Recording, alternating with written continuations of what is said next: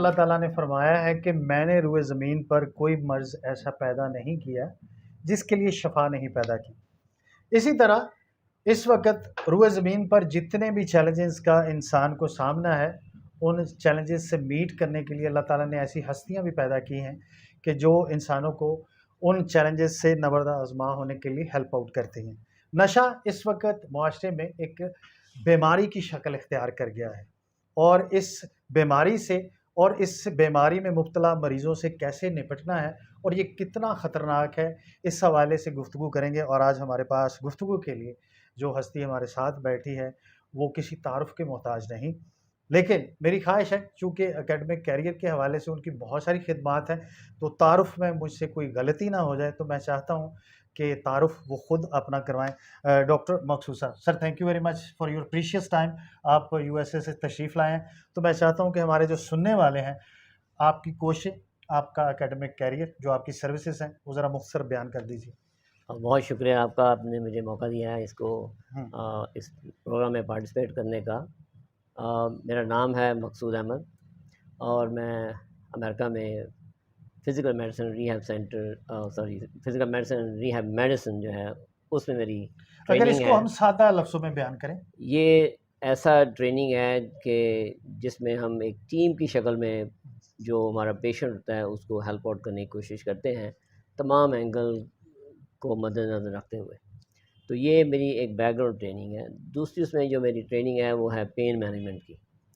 Pen के patient जो हैं वो बड़े कॉम्प्लेक्स होते हैं और उनके साथ जो एक और चीज़ होती है वो होती है साइकियाट्री की प्रॉब्लम्स बहुत होती हैं उनमें। जी। तो जिसमें एडिक्शन जो है वो भी एक बड़ा हुँ, मसला होता है। तो ये जो 2 चीज़ें मैंने प्रैक्टिस में की हैं, उसने मुझे बहुत सा इल्म दिया है, अपने पेशेंट से मैंने बहुत कुछ लर्न किया है। हुँ, और मैंने इस एडिक्शन के हवाले से, मेंटल हेल्थ के हवाले से जो मैंने काम किया है, वो एक्सपीरियंस ऐसा है जो सिर्फ़ काम करने से ही मिलता है। और मैंने ये जो काम किया है लास्ट 7-8 ईयर्स, वो मुझे ऐसा इल्म मिला है, ऐसा एक्सपीरियंस मिला है, जो मैं समझता हूँ कि पूरी दुनिया के लिए, पूरी इंसानियत के लिए बड़ा बेनिफिशियल मुफ़ीद, है और जी, काम आना चाहिए। काम आएगा इंशाल्लाह। जी, ज़रूर। अच्छा डॉक्टर साहब, ये बताइएगा कि बात हो रही है एडिक्शन की। अच्छा, पुराने वक़्तों में जब हम कुरान का ज़िक्र करते हैं, तो कुरान एक मुकम्मल ज़ाब्ता हयात है और कुरान में हर चीज़ के मुतल्लिक़ रहनुमाई दी गई है। अगर एडिक्शन के पर्सपेक्टिव से देखें, तो कुरान में वाज़ेह अल्लाह ताला ने फ़रमाया है कि जो ख़बाइस है, बुराइयों की जो जड़ है, वो शराब है। शराब ज़ाहिर है कि एक ऐसा नशा नशा है है। जिसमें आपकी अक्ल मौफ होती है। तो ज़ाहिर है कि एडिक्शन के हवाले से हमारी गुफ्तगू रहेगी। तो जो कुरानी पर्सपेक्टिव है एडिक्शन के हवाले से, उसको आप किस नज़र से देखते हैं कि क्या जो हमारे उलमा हैं, उन्होंने इस नुक्ता नज़र को अवाम तक पहुँचाया है कि एडिक्शन कितनी ख़तरनाक है और कुरान में कैसे इसकी ममानियत की गई? जी। देखें, कुरान एक गाइडिंग बुक है इंसानियत के लिए। जी। और अल्लाह ताला ने अपने प्यारे नबी को ये किताब दी है और पूरी इंसानियत के लिए इसके अंदर अफ़लाह की हदायत है। और आप इस बात पे गौर करें कि इस पूरी किताब में जो इंसानियत के लिए बेहतरी के लिए आई है, उसके अंदर सिर्फ़ जो किसी डिज़ीज़ के हवाले से बात की गई है, ऐसी चीज़ के से बात की गई है, वो नशावर चीज़ है, वो है शराब। या ऐसी चीज़ें जो नशे की जो हालत इंसान के ऊपर ले आती हैं, जिसमें इंसान का जो दिमाग है वो काम नहीं करता, अक़ल जो शऊर है वो काम नहीं करता। तो इसके हवाले से बताया गया कि इससे आप दूर रहें, इसके करीब ना जाएँ। और ये कुरान के अंदर जो हमें हिदायत की गई है, आज की दुनिया में साइंस उसको साबित कर रही है कि ये सबसे ख़तरनाक हुँ, हुँ। डिज़ीज़ है, जो कि इस वक़्त दुनिया में हर मुल्क जो है वो इसके अंदर स्ट्रगल कर रहा है। और अमेरिका जैसा तरक्की याफ़्ता मुल्क भी जो है वो इससे बड़ा ही बेबस हो चुका है। हुँ। और उनके वहाँ पे भी जो ओवरडोज़ डेथ रेट है वो बढ़ता ही जा रहा है, बावजूद इसके कि उनके पास इतने रिसोर्सेज़ हैं जो हम तसव्वुर भी नहीं कर सकते। तो इस डिज़ीज़ की जो तबाहियाँ हैं वो इंसानियत के लिए बहुत ख़तरनाक हैं। जी, तो जी। ये हुँ। बात जो है वो हमें गौर करना चाहिए कि अल्लाह ताला ने हमें कैसे ये इसकी यानी कि गाइडेंस दी है। आपने ये कुरानी पर्सपेक्टिव से बताया कि कुरान में जिस चीज़ के मुतल्लिक नशावर चीज़ के मुतल्लिक वाज़ेह हदायत दी गई है, तो वो पिन पॉइंट किया गया शराब को। अब ज़ाहिर है दौर जदीद है, तो जितनी भी नशावर चीज़ें हैं, उन पे भी यही हुक्म लागू होता है कि आप इनसे अवॉइड रहें। अच्छा दूसरा डॉक्टर साहब ये बताइएगा कि कुरान के बाद हमारे लिए राह हिदायत आप सल्लल्लाहु अलैहि वसल्लम की ज़ात है और बेशक आपको तमाम जहानों के लिए, तमाम लोगों के लिए रहमतुल्लिल आलमीन कहा गया है। तो अगर आप उनकी शख्सियत का जायज़ा लें, उनके अहकाम का जायज़ा लें, उनकी सुन्नत हदीस का जायज़ा लें, तो उस हवाले से आपके पास क्या चीज़ ऐसी मिलती है, कोई ऐसा वाक़या या कुछ आपके मुताले या मुशाहिदे में आया है कि जो उन्होंने सोसाइटी को मुतनब्बे किया हो कि आपने नशे से कैसे बाज़ रहना है? जी, जी। आप देखें अल्लाह ताला ने अपने प्यारे नबी को हमारे लिए हुँ, रहमतुल आलमीन करके भेजा और वो पूरी इंसानियत के लिए रहमतुल आलमीन है और उनके हर अहकाम हुक्म के अंदर जो चीज़ है, वो पूरी इंसानियत के लिए है, सिर्फ़ मुसलमानों के लिए नहीं है। हुँ, तो उसमें एक मिसाल ये है कि जब शराब की ममानत उसकी पाबंदी लगी उसके ऊपर, हुँ, वो बड़ी स्लोली लगी और जब पाबंदी का हुक्म आ गया, तो उस वक़्त ये वाक़या जो मेरे इल्म में है और मुख्तलिफ़ तरीके से लोगों ने बयान किया है, वो ये है कि शराब मुसलमानों के ऊपर पाबंदी हो गई कि वो इसको न नहीं पिएँगे, तो उनको इसको ज़ाया कर देना चाहिए, जिसका हुक्म दिया गया सहाबा को। और कुछ सहाबा ने उसमें ये कहा कि ये तो मुसलमानों के लिए पाबंदी लगी है, हुँ, तो हम इसको क्रिश्चियन या जूस को दे देते हैं। तो आप सल्लल्लाहु अलैहि वसल्लम की ज़ात ने उसमें अपने सहाबा को फरमाया कि जो मुसलमान अपने लिए जो चीज़ पसंद नहीं करता, वो दूसरों के लिए पसंद नहीं करता। तो अगर ये आपके लिए ख़तरनाक है, आपको ये तबाही की तरफ ले जाती है, तो दूसरे जो इंसान हैं, हम उनको तबाही की तरफ नहीं लेके जा सकते, उनको उस तरफ गाइड नहीं कर सकते कि वो दुनिया में इस तरह से तारीकी रास्ते में चले जाएँ। यानी कि ये आपका कहने का मकसद ये है कि ये मैसेज है कि अगर आप खुदा न ख़ास्ता आपका दुश्मन भी हो, आपके उस मज़हब को मानने वाला ना भी हो, तो फिर भी आपके ऊपर वाजिब है कि आप इस चीज़ का हिस्सा ना बनें कि उसको नशावर चीज़ की जी, तरफ लेके जाएँ बिल्कुल, या खुदा न ख़ास्ता उसके लिए फैसिलिटेटर बनें। बिल्कुल, क्योंकि आप सल्लल्लाहु जो है वो रहमतुल आलमीन थे, हाँ, तो इंसानियत पूरी के लिए आप आप कोई ऐसी चीज़ नहीं करना चाहते थे, हुँ, चाहे उसमें मुसलमानों को फ़ायदा होता, हुँ, वक़्ती माली फ़ायदे की बात थी, लेकिन जो इसके जो असरात हैं, ख़तरनाक जो असरात हैं, वो सबके लिए एक ही है। सबके लिए। अच्छा डॉक्टर साहब बात को आगे बढ़ते हैं, कुरान का हमने हवाला कोट कर लिया, अहादीस का हवाला कोट कर लिया।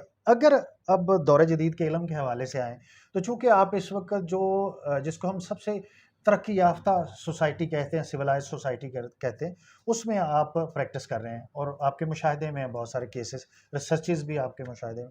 तो डॉक्टर साहब ज़रा शेयर कीजिए कि जो जदीद साइंसी इल्म है, क्योंकि हमने तो आइसोलेट कर दिया एडिक्टेड पीपल को कि नशा एक लानत है और ज़ाहिर है लानत को अपनाने वाला लानती होता है, तो हमने उस तबके को आइसोलेट कर दिया, तन्हा कर दिया, इसलिए वो ज़्यादा डेंजरस हो गया है। तो आप कैसे देखते हैं जदीद इल्म की रोशनी में कि हमें इस तबके के साथ कैसे कोऑपरेट करना है, कैसे इसको बेहतरी की तरफ लेके आना है? जी, पहली बात तो ये है कि ये जो नशा है एक डिज़ीज़ होता है जो कि इंसान को पेश आती है।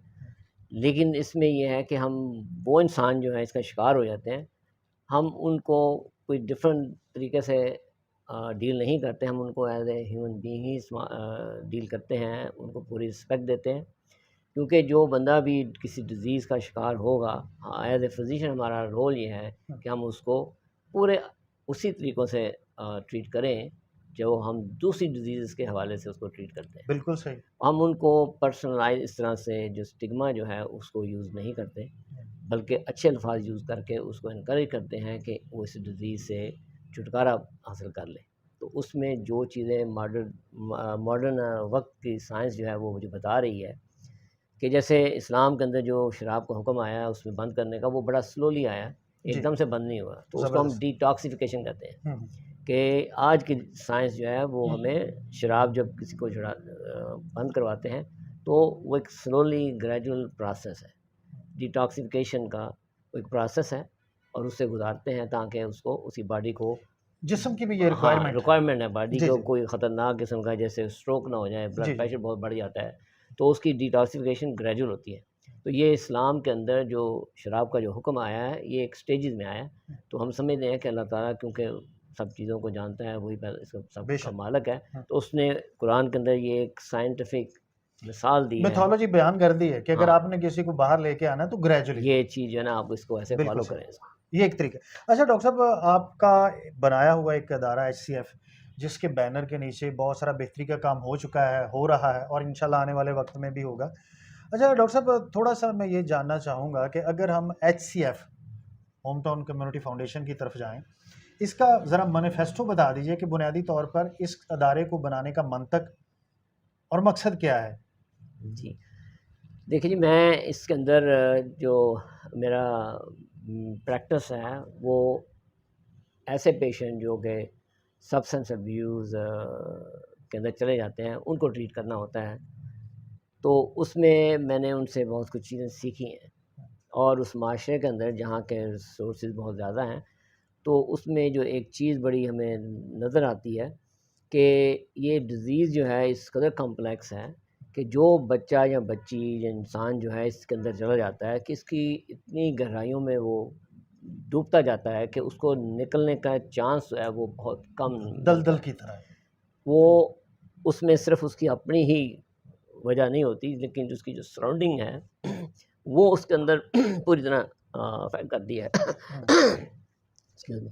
तो उसके लिए मैंने ऑब्ज़र्व किया कि जब तक जो क्लिनिक्स हैं, उस सोसाइटी के अंदर जो इश्यूज़ हैं, उसको हम एड्रेस नहीं करेंगे, तो ये डिज़ीज़ कंट्रोल नहीं की जा सकती। तो उस लिए हमने ये जो होम टाउन कम्युनिटी फाउंडेशन बनाई है, इसका मेन मकसद ये है कि इसको कोई ऐसा इदारा, ऐसा एजेंसी खुद एक सिंगल जो स्टेक स्टेक होल्डर होल्डर्स है। है, वो इसको ट्रीट नहीं कर सकता।